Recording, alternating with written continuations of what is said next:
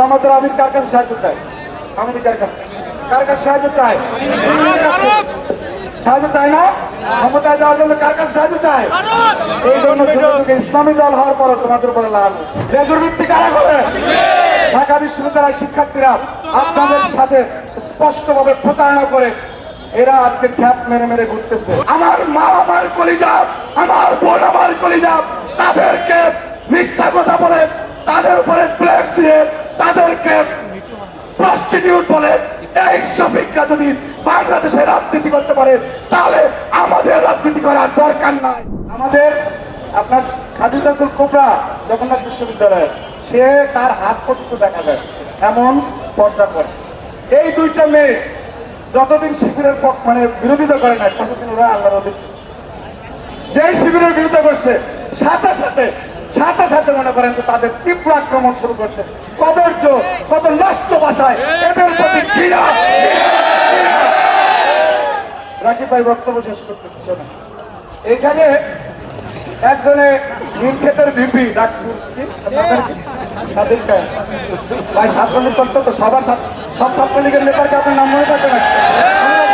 আমরা এখানকার বক্তব্য দিতাম ছাত্রলীগের প্রেসিডেন্ট নিয়ে, এই যে হলের কেন্দ্রের যারা ছাত্রলীগের এদের নিয়ে আমরা তো নাম জানতাম না। পরবর্তীতে ছাত্রলীগ যদি বেঁচে থাকতো বা 5 আগস্ট না করতো, সাদিককেও ছাত্রলীগের ভালো ক্যান্ডিডেট ছিল, সেন্ট্রাল নেতা হয়, কারণ বুদ্ধি আছে তো, চালাচ্ছে।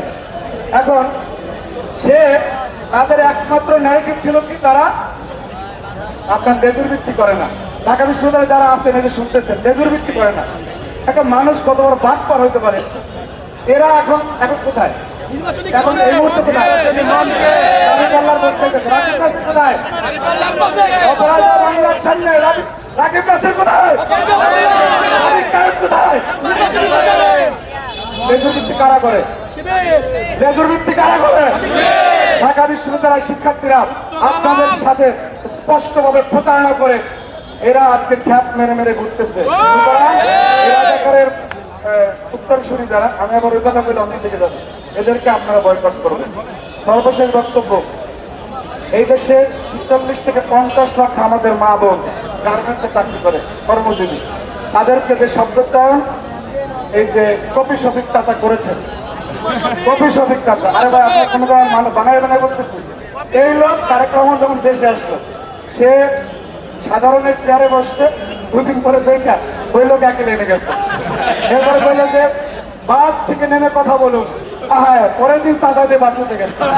আরে ভাই আপনি তো লিমিট রাখেন ভণ্ডামি। আপনি কি মনে করেন 2 দিন আগের ভিডিও ক্লিপ এখন সামনে আসবে না? ৭১-এ যে বিরোধিতা করছেন, আকাম কুকাম করছেন, সেই ভিডিওই তো সামনে আসতেছে, আসবে না?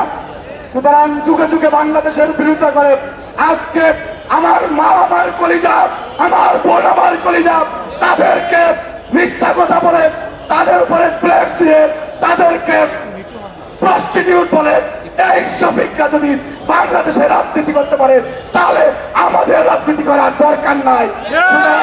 ঐক্যবদ্ধভাবে ৭১ থেকে ২৪-এ যারা বাংলাদেশের বিরোধিতা করেছে, আজকে একটা কথা বলে শেষ করি, আমরা প্রত্যেক নামাজে একটা সূরা পড়ি, সূরার নাম ফাতিহা। সূরা এখানে একটা আয়াত আছে, ইয়াকা না'বুদু ওয়া ইয়াকা নাস্তাঈন, অর্থাৎ শুধুমাত্র তোমারই ইবাদত করি এবং কেবল তোমারই সাহায্য প্রার্থনা করি। এটা বান্দা আল্লাহর কাছে কয়। জামাতের আমির কার কাছে সাহায্য চায়? আমেরিকার কাছে। কার কাছে সাহায্য চায়? সাহায্য চায় না? ক্ষমতায় যাওয়ার জন্য কার কাছে সাহায্য চায়? এই জন্য ইসলামী দল হওয়ার পরে তোমাদের উপরে লানত, তোমাদের উপরে লানত, তোমাদের উপরে লানত। ইনশাআল্লাহ বাংলাদেশে কোনোদিনও তোমরা যা আশা করতেছো সেটা সফল হবে না। খালি হাতে, ব্যর্থ বিফল মনোরথে এই যে কথা বলছো, এই পাপের প্রায়শ্চিত্ত ভোগ করে বাসায় যাবা। আমরা তোমাদেরকে সমবেদনা জানাবো। সবাইকে ধন্যবাদ।